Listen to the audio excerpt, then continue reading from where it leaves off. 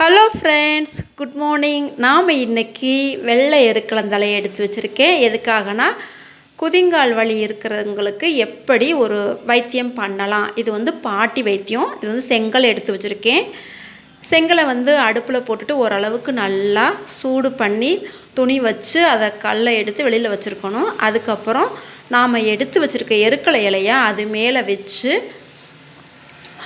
அந்த பாலெல்லாம் வந்து ஓரளவுக்கு நல்லா சூடாயிரும். எருக்கலை இலையை எந்த இடத்துல பிச்சாலும் அதில் வந்து பால் வர ஆரம்பிக்கும். இப்போ நல்லா அடுக்கியாச்சு. அதுக்கப்புறம் குதிங்காலை தூக்கி அது மேலே ஒத்தனம் கொடுக்குற மாதிரி தான் வைக்கணும்.